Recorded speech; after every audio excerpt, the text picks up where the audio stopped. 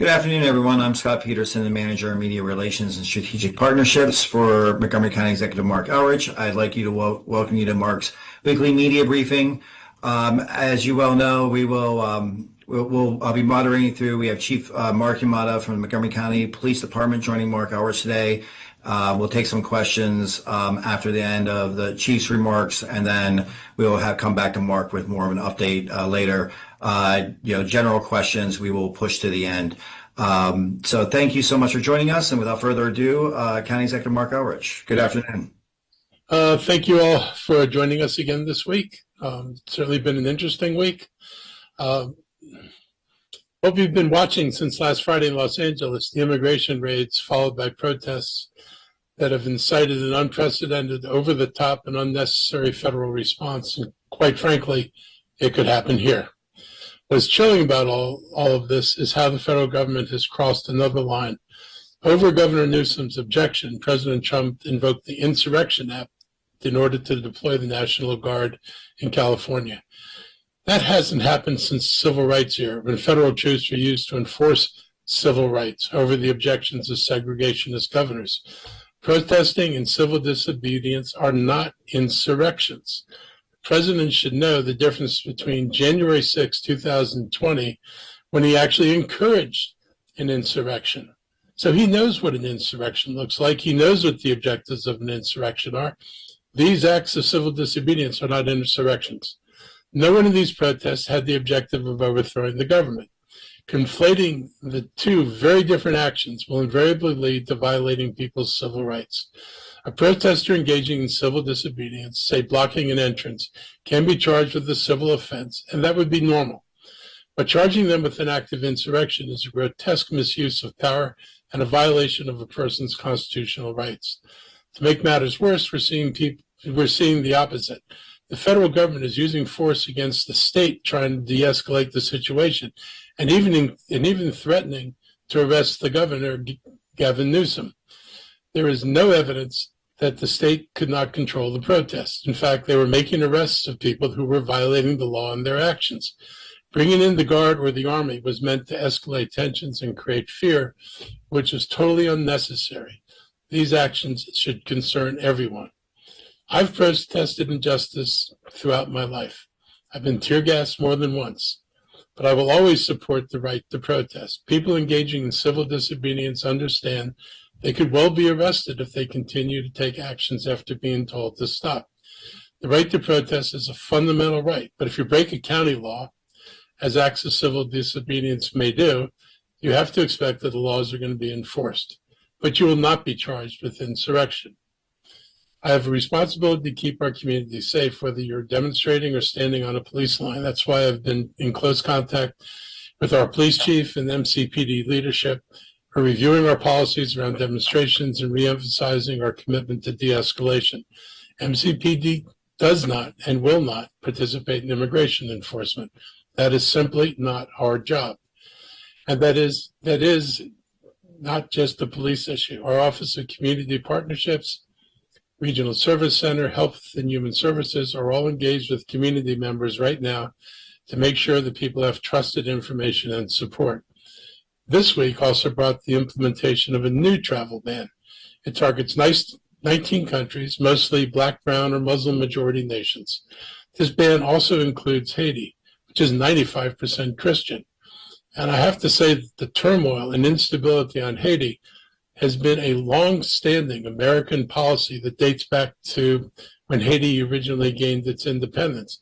This country, our country, has been hell-bent on making sure, and back in the old days, they used to be more blunt, they wanted to make sure there was not a successful Black-run government on the island of Haiti, because in the early 1800s, they wanted to make sure that the slaves in the southern states did not have a model just offshore of the United States of a successful state run by Black people. So this country has been long engaged in the instability, and in my lifetime, that included the support of Papa Doc Duvalier and Baby Doc Duvalier, who were some of the worst tyrants and most egregious murderers in the world, who enjoyed full U.S. support. Meanwhile, countries like Saudi Arabia and Qatar, both with records of supporting actual terrorism, but where the president has growing business interests and political ties, they're exempt. This has nothing to do with national security. It's about discrimination and control. All the nations impacted by the ban have residents and relatives living here in Montgomery County. I encourage anyone being impacted by this travel ban to contact our Gilchrist Immigrant Resource Center. With both the parade as well as protests being planned for this upcoming weekend, we have a lot of activity to monitor to ensure that everyone is peaceful, safe, and have their constitutional rights respected. So I want to now welcome our guests from the Montgomery County Police Department to talk more about MCPD, how they're preparing to support peaceful expression and community safety in the days ahead. So I'll turn it over to you. Thank you, Mr. County Executive. Mark Yamada with the County Police Department. I'm the Chief of Police. Our commitment here is to public safety. And when I say safety, I mean for everyone. Not only our protesters, but those that they're protesting against and our community members. We have a policy in place where we are content neutral. We don't care who you are, what you're protesting against, or who you're protesting against, how you do it, as long as you stay within the confines of the laws within Montgomery County. Do not block traffic. Do not block public walkway access. Do not use amplified noisemakers. And we reach a peaceful agreement with almost every organized protest, and there have been over 153, I think, that we handled in 1 year, where there were no arrests made. That's our last resort, is to arrest or charge somebody. We want to allow everyone to enjoy their First Amendment rights of free speech. And we're all for that. We make contact with the organizers whenever possible to make sure everything is understood. We provide warnings in advance should we see anything that is illegal. And only then, if you fail to obey the warnings that are given, can that result in either a citation or criminal enforcement. Thanks, Chief. Chief, can you move your camera there? There's something on the right side, side. It's my left side, bookcase. left side, yeah, left side of your screen. Okay, just want to make sure that anyone on the TV gets a clear shot there. Can we, for the media joining the call, if you have any questions for the county executive or the chief, please raise your hand in the chat and I will call on you. Kate Ryan is always the quickest to the draw. Kate Ryan, WTOP. Hey, so question to Chief Yamada on the protesting and, as you said, no blocking roadways or sidewalks. If someone is standing static on a sidewalk, I recall during protests outside justices' homes, there was some back and forth about whether or not people could be there, if it was okay if they were moving. Is that correct? And then I have to ask about the Parker bot. And I don't know if that's now or later, but that's a follow-up question I have.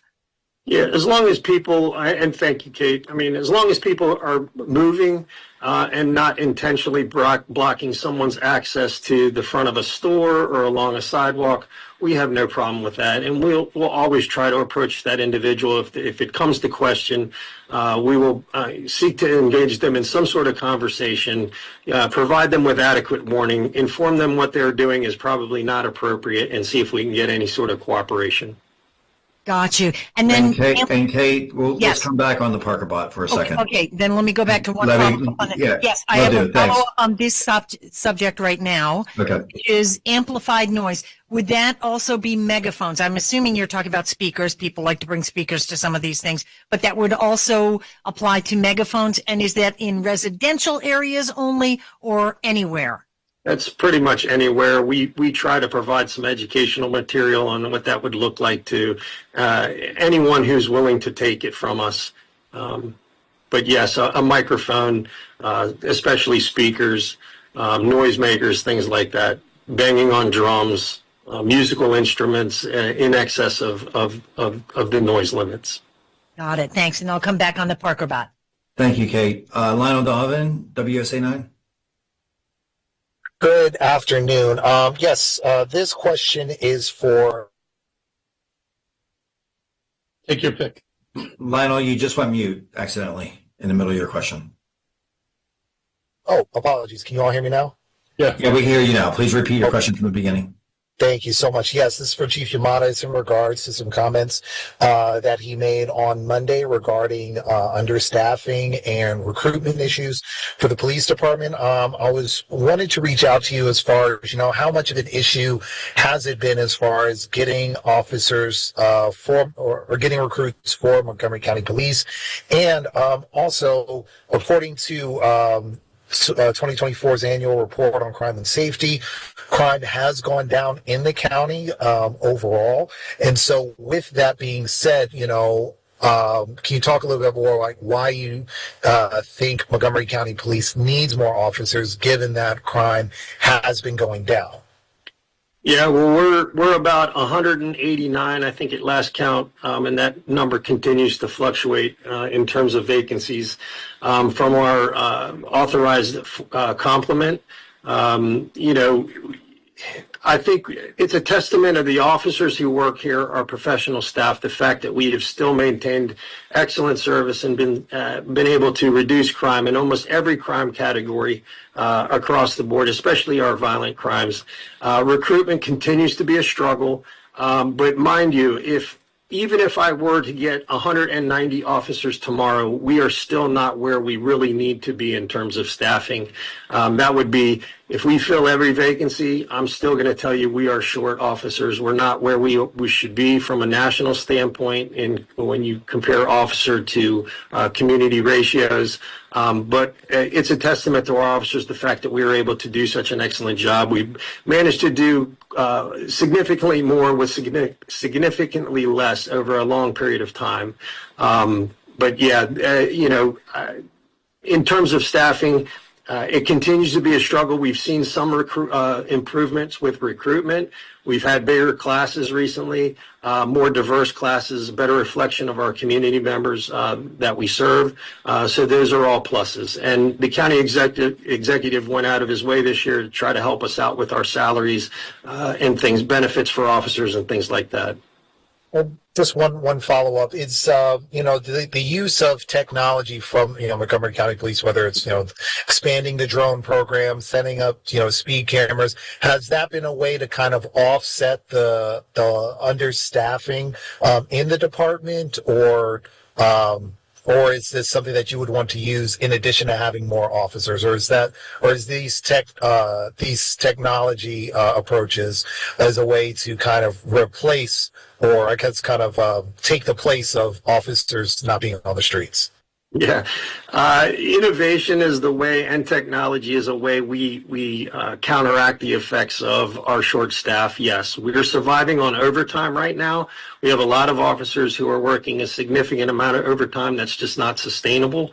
But yes, the DFR program, our Arctic, our real-time information center, the FUSES, our MoCo Connect camera programs, our advanced use of LPRs, license plate readers, and our automated traffic enforcement. Those are all ways we can supplement patrol, take some of the burden off of our patrol officers in our patrol districts, help alleviate some of the workload. It's something that we're going to continue to expand and refine. But again, it's no replacement for actual bodies on the street. Can I add one piece to this? And I think it's important to recognize. So first of all, Lon, I want to thanks for recognizing that crime is down year over year, but it's not where anyone on this call would like it to be. There are still places where we see theft from auto, for example, is places where we still do like to make more inroads, and I think more police officers will help us with that. But one thing I think is really important, and I think Chief alluded to the amount of overtime being utilized. There's a real differential in who's using the overtime as well. Younger officers tend to want to they enjoy a better work-life balance in some cases, and they really don't like to work as much overtime as some of the more senior officers who are closer to retirement. And so as those senior officers begin to retire, the overtime crunch could become more significant, which is why we need to increase the number of sworn officers on the complement so we can better sort of divide that necessary overtime over a larger pool of people instead of relying on our most senior officers to work a disproportionate burden of the overtime load that they have to right now. And so it's, we've made progress. We're going to continue to make progress. And as the Chief alluded to, technology is helping a lot with that. but we need to fill these seats. And as again, the chief alluded to, it's not just the 189 or whatever number it is that we're down that we need to address. It's probably a number in excess of 200 that we need to address. If you compare Montgomery County's sworn allocation per capita, we are amongst the lower that you will find in a metropolitan police department anywhere in the country. Thank you, Doctor. I appreciate it. Thank you, I Chief. just want to add to that. I mean, we are among the lower, on the bright side, we're also among the lower in terms of crime rates in Montgomery County. I do think that there's definitely a relationship between the amount of crime jurisdictions experience and the level of policing they put in place. But I agree completely with the chief and Earl in general about the need to have more officers. We are fortunate that so many people are willing to do the overtime that we need. But at the same time, the chief knows, I know, that there are times when shifts are not fully staffed or not staffed at the levels that are optimal. And so the technology is great and the technology can help with things.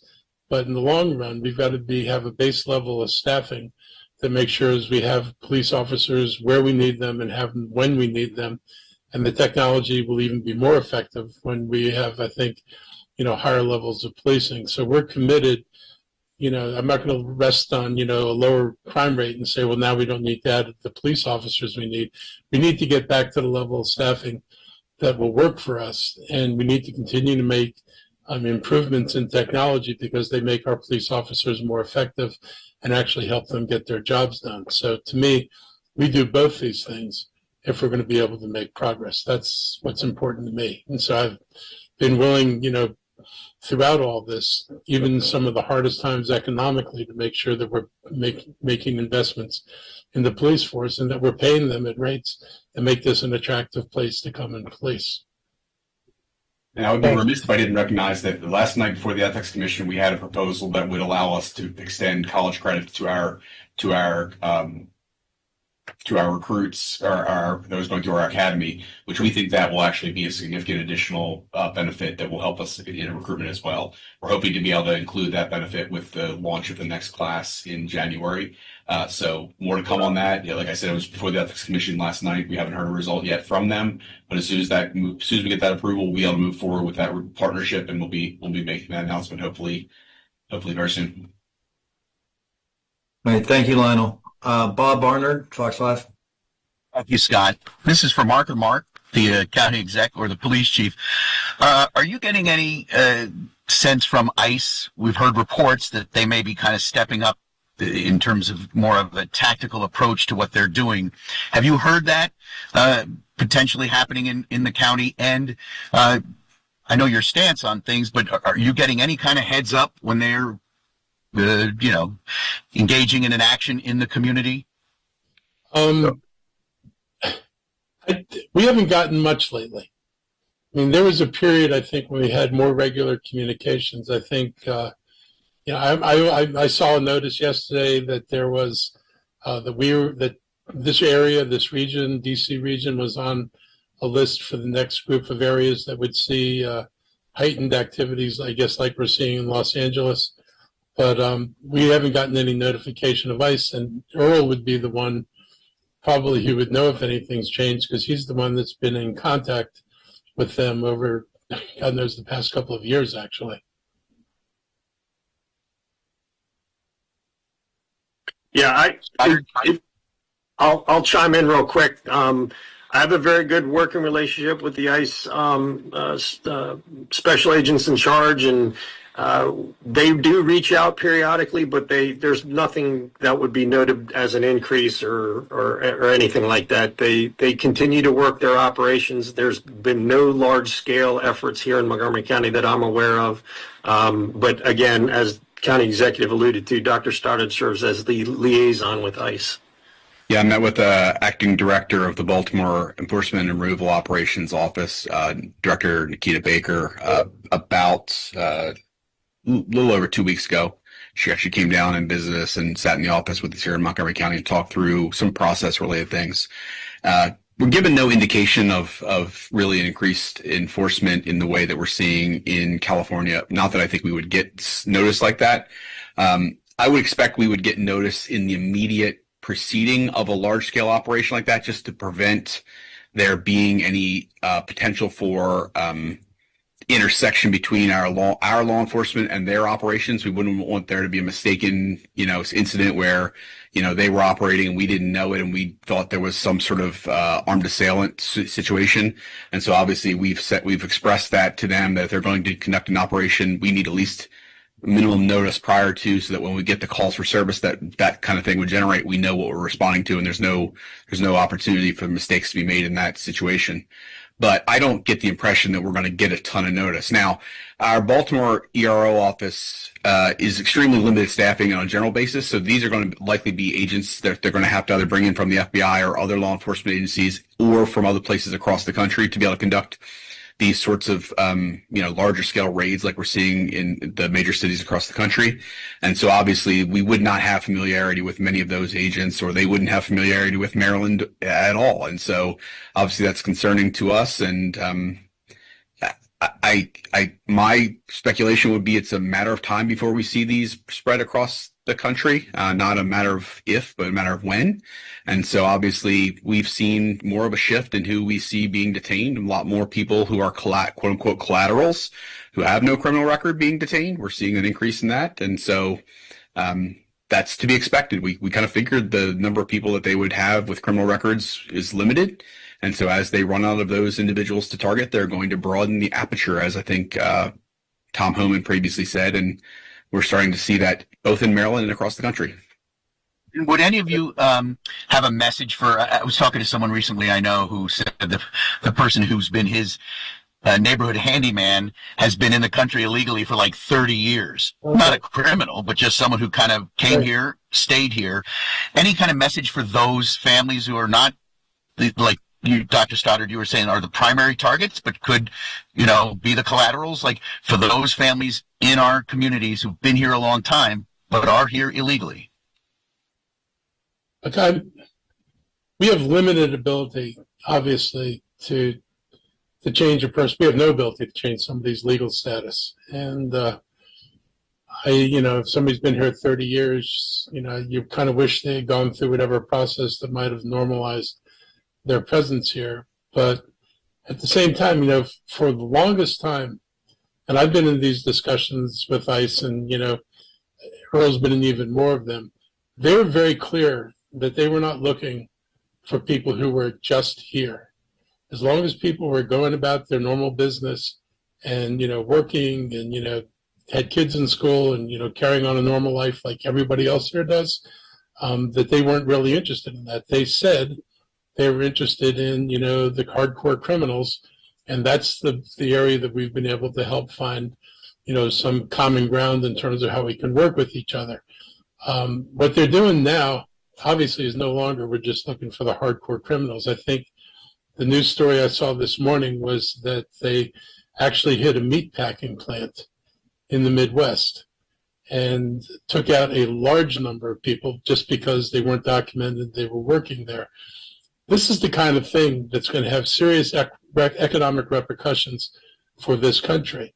Because I know, because there's been many stories about the meatpacking plants and the lack of labor, and how much our labor force is actually immigrants, undocumented immigrants, frankly, who've come into the United States and now work in these plants.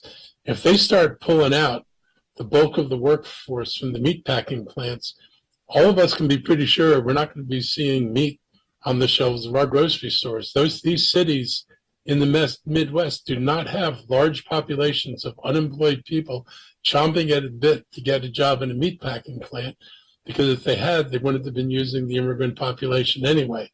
So this shift to just people who are here and going about their businesses, and oh, by the way, usually paying taxes from which they get no benefit, this is going to lead to real economic disruption. So people should not be surprised if they start seeing shortages of food, meat prices going up and all this other stuff, because he's gone way beyond, let's take the criminals and the gangbangers out of here. If this is the game now to take everybody out of here, good luck on the economy. And good luck for the rest of us who are trying to, survive and, have people meet their basic needs and be able to do the things we're used to doing. It's going to alter the way things work, and not in a good way. The one thing. Oh, go ahead, Chief. Go ahead. I was going to say, and Bob, from a police standpoint, my message is really clear. I've said it a number of times. I'll say it again. I don't care what language you speak. I don't care what color your skin is, and I don't care where you were born. I don't care how long you've been here in the country. My promise is to provide the best police services that we can to everybody. And as we talked about our staffing challenges, I need every member of our community to feel safe. I need them to feel safe that they can report a crime, and I need them to feel safe that they can report being the victim of a crime. I just have kind of one question based off I want to give one more piece of it because I was asking about one piece. So one thing we've begun to hear reports of, and this is, I would say this to anyone who is an immigrant in Montgomery County, whether you're here on a legal status or not, you have to be cognizant of where you are driving, particularly, or where you may be conducting your work. And we've heard reports of contractors when they go onto federal installations and or federal properties being stopped and engaged with.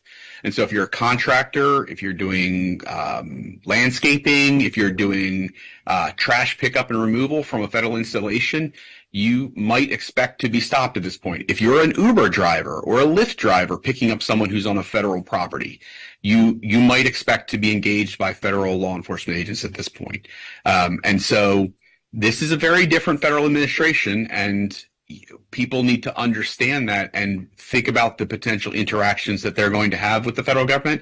Because as Chief Yamada said, the challenge you're going to face is not going to be from the Montgomery County Police Department. It's going to be in their interactions with federal. We have a large number of federal facilities, and there are probably locations that people don't realize are federal facilities in Montgomery County, and people need to be very cognizant when they're conducting their work. And again, this applies to both people who are here with a defined legal status, they're asylum seekers, etc. You should be prepared to engage with federal law enforcement if you are going to be on one of those properties, because that is certainly a way that they're expanding the scope of their enforcement. Okay, let's. Bob, are you done with your questions? Yeah, I am. Thank you, Scott. Appreciate it, guys. No problem, Bob. Lana, we'll come back to you in a second. Judy Hertz from the Only Gazette had her hand up for a while. Thank you. I'd like to go back to the rallies for a moment, Chief. Yeah. I know that there have been a lot of these hands-off rallies and gatherings around the county in the last couple of weeks. I know One and Only drew about 700 or 800 people back in the middle of April.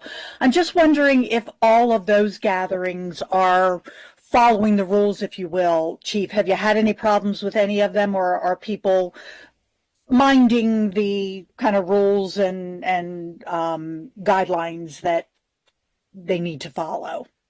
Yeah, I mean, obviously there have been certain instances where people have needed some extra conversation, but nothing usually more than that.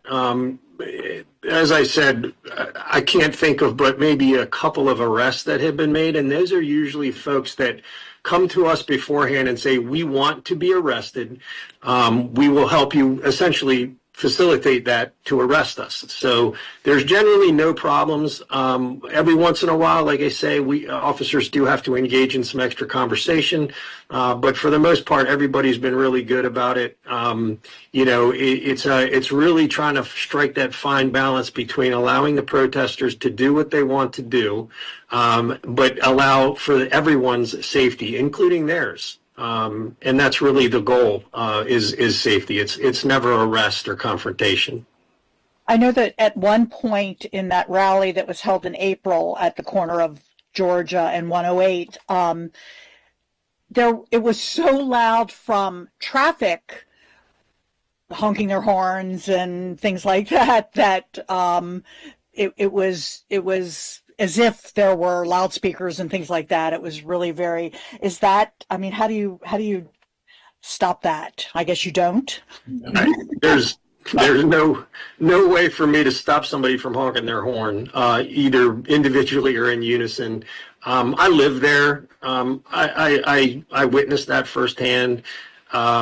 Yeah, if we were to get a complaint, we can try to go address it. But usually at that time, if it's in a car, those cars are long gone, and then it's somebody else. So being in a car creating noise like that is going to be really, really difficult. If it's somebody that's stagnant on scene, obviously we engage them in a conversation.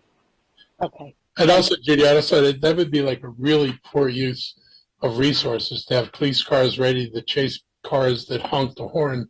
I think we need our police officers to do other more serious work and be distracted for this. So, my hope is that, that we require the minimal amount of our police to pay attention to these demonstrations so they can go about doing the things that the residents really want them and need them to do. So hopefully everybody keeps their cool going through this. And, the county is certainly not going to be an aggravating force. And hopefully the administration figures out how to do whatever it is they're going to do without creating havoc. Thank you. Thank you, Judy. Lionel Donovan, back to you.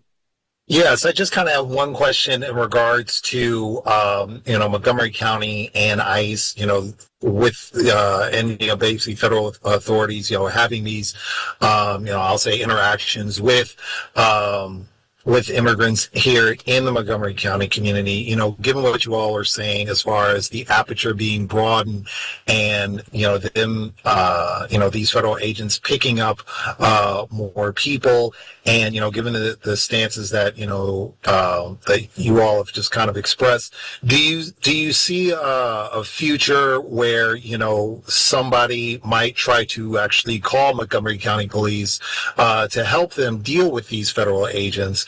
And do you see that happening, as you said, as the aperture is broadened and, federal agents, start to go after people who aren't hardened criminals and aren't doing anything outside of being in the country illegally? Do you see possibilities of Montgomery County police officers having to be called in to step up to maybe stop people from being taken by federal agents? Lionel, I don't see how that happens, and I'm sure the chief agrees with me. I mean, whether I like it or not, the agents are within their right to obviously arrest people who are here, who aren't documented. I don't agree with the policy. I think, for a long time, this country survived on a much more tolerant policy. And, a lot of us believe that a path to citizenship would have been the right thing to do. For some reason, this is a country where every immigrant group that has come to this country, and I'm including all the different white immigrants came from different countries in Europe, virtually every country, except for British people coming here, and that's a separate issue. Their residents have faced discrimination, all kinds of hardship when they came to this country and were not welcomed into this country initially. And, we're taking a very different approach with the Latino population than we've taken with other groups. We did not do mass deportations of Italians or Germans or people from Greece. People accommodated. Often people lived in their own, ghettos, as they would say back, in the early 20th century, in the early 1900s. But, they were not involved generally in being rounded up and shipped out of the country. This is a very different approach to immigration than we've seen before. But the federal state has the ability to do what they're doing, but they also have to do it within the law. And so one of the things we're clear about, whatever a federal agent does in terms of how they handle a person or approach a person, they can't engage in unprovoked brutality without also crossing a line with the law. So laws about how you treat people and how you interact apply both to demonstrators and to the people who are trying to collect the undocumented immigrants. Everybody has to obey the law. You cannot be violent on either side of this and expect to get away with it. All right. Thank you. All right. Well, thank you. I think I don't see any more hands raised. Chief Yamada, you've given us more than plenty of your time. So I want to thank you so much. Thank you, guys. Kate Ryan, if this is about Parker, we'll get that to the end. I did want to ask about Parker, and I did want to ask while the chief was here. Well, thanks, guys. What did you want to ask? When did we learn that this was coming? Was the council notified? How much is it costing? Who determines what it surveils?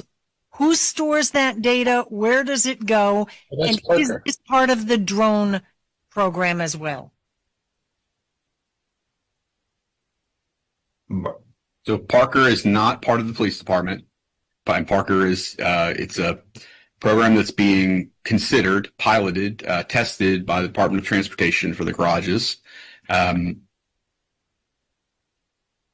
I'm sorry, there's a few other questions there. And I But think, hey, Earl, do me a favor, Yeah. because there might be other people on this call from the media that we start with who Parker is. So Parker is a Parker is don't anthropomorphize the robot. Yeah, Parker is a robot that is part of a security program in a garage. It's being tested in the Ellsworth garage in downtown Silver Spring.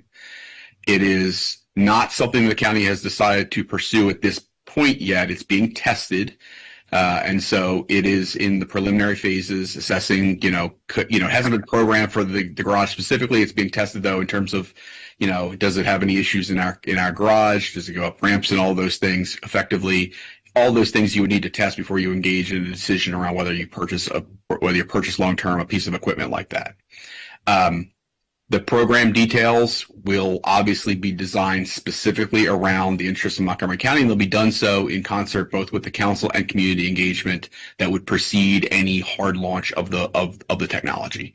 County Executive, do you want to add addition? I know you were given some additional briefing on this, but Yeah, so it's at a very early stage right now, and they're doing training and they're making decisions about how it can be used. Issues about data will have to be resolved. Obviously, I think somebody mentioned it has 30 days storage of video. So the question is, how is that video going to be used? It would be my assumption that it would be consistent with what we do with drones, that, the only video you look at is video that's needed related to an incident. So if Parker's in a garage and there was a theft or an assault in the garage, you could use the video around the time of the assault or around the time of the theft to see who was in the garage, and do you see anybody who was a possible suspect, somebody who maybe matches the description of somebody who was accused of assaulting someone who looks like they're carrying things that look like they could have come from a car that was robbed. But those are the kind of questions we have to answer. It's not a general surveillance tool, and it's not going to have its footage gone over constantly if there aren't reports, at least I hope. And that's one of the things we're going to talk about, is when is the video footage actually used or accessed. But I think it could certainly play an important part in our garages, because its ability to move certainly beats some of the, we have stationary cameras, but the ability to move through a garage might actually give us more information. And I do like the license plate reader aspect in terms of identifying stolen cars. That's Decided to bring it in. But Who decided to pilot this here, and how much is it costing to pilot? so I don't know the information on the cost. I think I heard a number. Was it around $100,000? I don't know, Earl, if you remember that. I didn't have that number. We can get it for you, Kate. It's not a problem. But it's coming from the Department of Transportation. That was the nexus of this, because they have responsibility for security in the garages. Okay. Have they contacted, are there any other jurisdictions in our area that have used this? The last time I've seen one of these in our area, it was at the Washington Harbor, where it couldn't negotiate stairs and ended up in the water there. I can't speak for that. I don't. There aren't many places that can wind up in water here, particularly. Yeah, this is why we haven't purchased any sort of long-term commitment, because we wanted to test that kind of thing before we entered into any long-term procurement related to this. In addition to the fact that we need to do the community engagement, there needs to be, we were widely credited for the way that the Drone First Responder program was launched across the county. And I certainly think before we engaged in a use of a technology in any sort of long-term capacity, we would do a very similar and comparable level of community engagement and public education and, public feedback process on how this sort of technology could or should be utilized. But in order for us to even have that conversation, we need to be able to say, like, is this even technically feasible before we engage in those community conversations? And that's really what's being tested right now. Right. And I have to say, we only heard about it. Fox 5 was the first to report it, as far as I know. But it has been in the garage. We were supposed to have an interview with someone at DOT. And then we got word that we would not get that interview. So I'm just curious about, why this is present there, but no one wanted to talk about it until from now. Because it's being trained right now. So it's present there, but it's not actually operating and saving film and doing, it's not being used in an operational sense. They're trying to train the thing. And that's what they want to do. I mean, personally for me, I hope it learns how to use the elevators in the garages to go from floor to floor, because, running up and down ramps could be a little bit concerning. But I do think there's utility in it. So I'm hoping that that we get through the training phase. I think they'll tell you a lot more about what it can or can't do after they've trained it. And the plan was to actually do a press conference when we got to the point when we knew what we were going to use it for exactly and how it was operating. You just happened to stumble into a garage when they were just there beginning the process to try to figure out how it works. So stay tuned. But Chief Yamada, again, people have been, the reaction to drones has been positive. They've been cited as very effective. I don't know anything about the track record of these bots in other jurisdictions. And Chief, are you in on the conversations about the use of these in any way? I haven't been involved in any conversation with the Director Conklin over at DOT about it. I'm aware that they were having a press conference about it, but other than that, no. Do you see a role for it since it has LiDAR technology and storage and? Well, as the county executive alluded to, there's opportunity there for license plate reader capabilities and some other things. Anytime, and it's a much more mobile camera than the stationary ones you might find in a stairwell or a one single area that can't cover the dark corner of a parking garage. The parking garages there's risks there. And I think this is a good way to try to minimize those risks to the users. So yeah, I'm open to learning on what it can do, and how this can supplement public safety. Thank you very much. I do appreciate it. Yeah. Okay, I just say in general, we're very open to looking for applications of technology that can make law enforcement more effective. Partly it's a limitation on, because of the number of officers that we have, that kind of, I think, has helped drive some of the search for technology here. But I think in general, it's a good idea to look at what you can do with technology to enhance what you're doing and do it more effectively. And I think, we've always been pretty respectful of making sure we have guardrails, which is, as Chief said, the way we unveiled the drone program, we had a lot of public input, and the public input resulted in policies that address civil liberties concerns. And I always have civil liberties concerns about things, but I also know if they can be addressed, we ought to be looking at technologies that can be effective. And so I've tried, I try to keep an open mind on this. And I think, myself and other people are persuadable that this is usable. We just have to see how it's going to be used and, make sure we have the right safeguards on it. Got it. Thank you very much. And Kate, I think also several council members actually introduced legislation that's still before the council that sort of aims to codify some of the standards that were utilized during the Drone First Responder program for how you do community outreach during technology launch and procurement. And we're obviously we're going to follow a very similar standard to what that legislation reflects, but also what we did as a Drone First Responder program. And so It's sort of it's a little bit cart before the horse in the sense that the technology is not being actively utilized. It's being tested, and before we even go down the road of a very difficult, complicated, and engaging process with the community, we want to make sure that is the technology even possible to utilize before we put in a lot of community effort into that. And so once we know that the technology is viable, then we would engage with the community to develop the process. What would the parameters be? How is the data stored? All of those things. And so it's just we're very early on the evaluation stage. Thank you very much. And Kate, just FYI, I believe there was just someone caught this and put it on Reddit, and that's how it went around the community and then to the media. I think it was just one of those testing things someone caught, and it caught on fire in the Reddit community.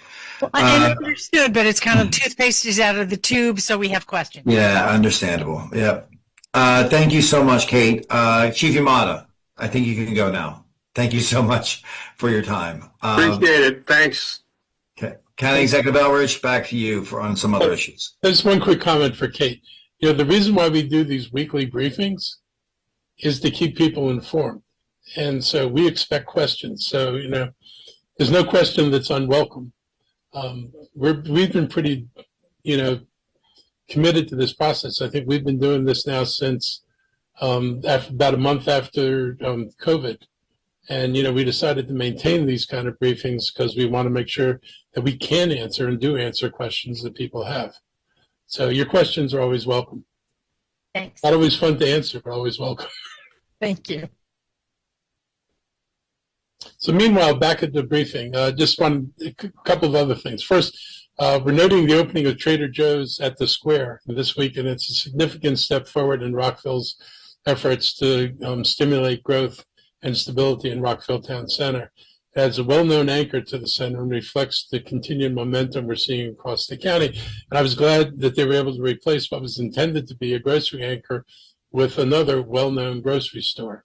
And this really is important. Oftentimes in retail shopping centers, the grocery store is the thing that everybody comes for, and the other shopping is incidental. And so the presence of a grocery store, and in this case, is a well-recognized grocery store, I think, is something that's going to be beneficial to Rockville's efforts to revitalize that center and fill empty spaces. So I'm very glad they were successful at this. Rockville's success obviously is important to the county. It's a hub for jobs, housing, culture, and innovation, especially in our growing life sciences corridor. And their rebranding of Rockville Town Square into The Square is helping create a more attractive destination for residents and small business, as well as some of the larger employers looking to invest here. This project reflects what we've heard from the community. People want more local business activity, more events, and a better pedestrian experience. The return of the grocery store was a priority. And, certainly Trader Joe's meets that need. So I'm optimistic about what's ahead for the Square and for Rockville. And these kind of investments are helping build a stronger local economy. And that's all a good thing. Montgomery County has been awarded $15 million to the Maryland Department of Housing and Community Development to expand high-speed internet access in our affordable housing communities. This includes a second round of funding, nearly $7.5 million, to expand broadband to another 2,200 affordable housing units throughout our MoCo Net program. That's in addition to the first round we received last year that brought high-speed service to 1,500 homes. Altogether, we'll have more than 3,000 homes connected. I want to thank Governor Wes Moore and Secretary Jake Day and the Office of Statewide Broadband for their leadership and support. This is the largest award given to any jurisdiction in the state through this program, and it's going to have a direct impact on people's lives. We know that internet access is essential. People need it to do homework, find jobs, and access healthcare, and stay connected. And having access to internet isn't enough if you don't have the right device. And so we're pleased to work with our Office of Technology and Business Solutions, which we call TEBS, in case you ever hear that acronym thrown around, has achieved in addressing the digital divide. Last year, the department won Best Municipal or Public Connectivity Program by expanding free internet and promoting digital equity. Through TEBS Montgomery County Connects program, we've also distributed more than 60,000 free laptop computers to lower-income residents over the last several years. Our final large-scale distribution effort reached 25,000 residents just last year. We've worked hard to make sure families not only have a connection, but also have the tools they need to use it. This broadband investment builds on the work. It's part of our larger strategy to improve economic opportunity and support our residents. And we're moving quickly with our partners at the Housing Opportunities Commission and Affordable Homes and Communities to get this work underway, and we expect it to be completed by September of 2026. In other distressing news, and of course, RFK Jr. can always be part of distressing news. Before I turn to our HHS team, I want to talk a minute about RFK Jr.'s decision to remove 17 members, all of them members of the CDC's Vaccine Advisory Committee. This is dangerous. These are experts whose job it is to review science and give public health guidance. You just don't wipe out decades of expertise because you don't like what the evidence says. It is absurd to listen to Kennedy claim that this was done to build public trust. If anything, this will only undermine the trust people have in vaccines and in public health more broadly. Once again, the guy who says not to listen to him for medical advice is undermining public health by imposing his uninformed, unscientific views on an agency that has contributed enormously to saving lives and protecting public health. He's actually putting lives at risk. It's also a direct threat to innovation. Many of the companies here in Montgomery County, some of the most respected names in bio and life sciences, are working on vaccines and next-generation therapeutics. They depend on regulatory clarity and scientific integrity. When the federal government starts playing games with public health infrastructure, it disrupts the entire pipeline of medical innovation. I also want to recognize NIH researchers who just released the Bethesda Declaration. It's a courageous and principled stand against political interference in science. They're calling out decisions that are actively undermining NIH's mission, cutting off billions in life-saving research and threatening academic freedom. I'm proud that such an important and timely document carries the name Bethesda, a community that stands for excellence in science and public service. What's happening now at HHS, NIH, and FDA threatens the health of all Americans and the integrity of one of our nation's most important institutions. We should all be paying attention. This should not be a partisan issue. I know people, Republicans, Democrats, unaffiliated alike, who benefit from the scientific advances, from the drugs and treatments that often started with something that was found at NIH. America and NIH in particular have been an international magnet for scientists working in life sciences. I know this from my travels, more recently to Asia, where NIH was well known and FDA were well known, where I've met scientists from Asia, from all around the world, frankly, who've come to be in Montgomery County to work in NIH and work with companies that work with NIH. They've greatly contributed to the progress that's been made in medical research and its impact on all of our life. Trying to strangle that research, which is what Trump, Musk, and Kennedy are trying to do, is going to send this country backwards. It also will likely result in scientists, both American and foreign, beginning to look for research opportunities in China, the rest of Asia, and in Europe. These scientists want to work. They want to help advance healthcare and medical discoveries that make life better for people. And if they can't do it in the United States, they're going to do it someplace else. And there are other places they can go where there's a welcome mat and a respect for science. And what Trump and his clown posse are doing is basically saying, we don't respect science. We're not interested in knowledge. It's politics and only politics that matter. People want to be in places where scientific inquiry is valued and not being hamstrung by politicians who have no respect for science. So this is not just a threat to NIH. It's a threat to the United States in general. It's a threat to the research that's being done here and the companies that are anchored here. You want to get people to de-anchor from the United States and find a better place to do their work? Keep doing things like this, and you'll see what kind of economy you have. It's not going to be the economy you want. What's most disturbing is the reaction of the Republican House and Senate members. In Trump's last term, when he tried to defund NIH, Congress united across party lines to not only restore funding, but to actually increase NIH funding. They were eloquent, again, across party lines about why NIH was important to America and to Americans. Now these very same people are silent, accomplices to the destruction of one of the most respected institutions in the world. The only word for this 180-degree reversal in their positions on NIH is disgusting. They are placing loyalty to the president above their responsibilities to the American people, and that's shameful. Before we open up the questions, I'd like to give my staff an opportunity to provide any other updates they'd like to share. Dr. Bridgers, Sean? Sure. Good afternoon, everyone.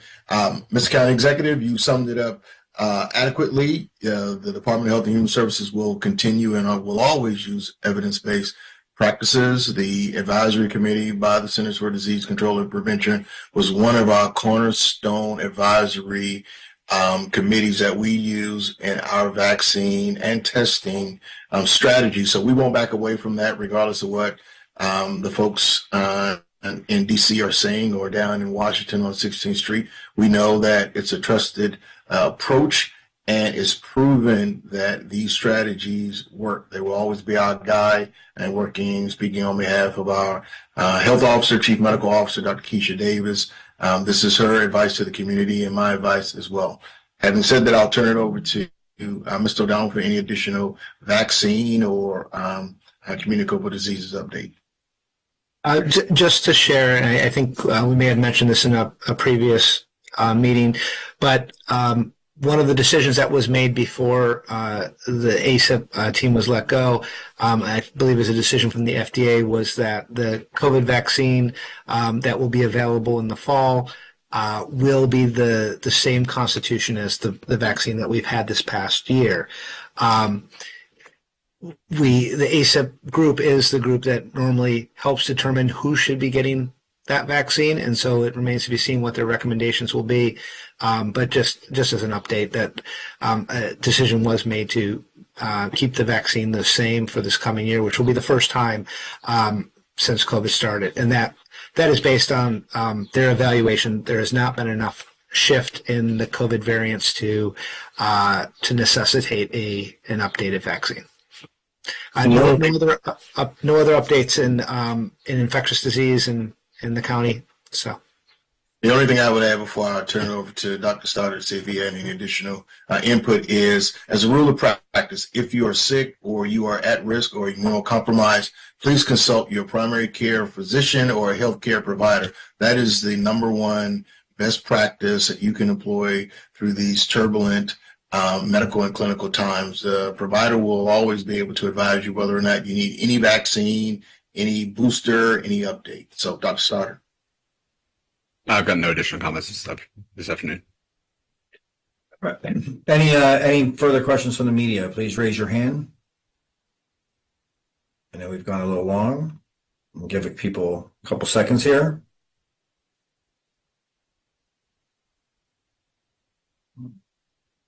Looks like I have no takers, so we'll wrap it up there. Thank you, everybody, for joining us this week, and hope everyone has a healthy and safe weekend. Appreciate it. Take care, you all.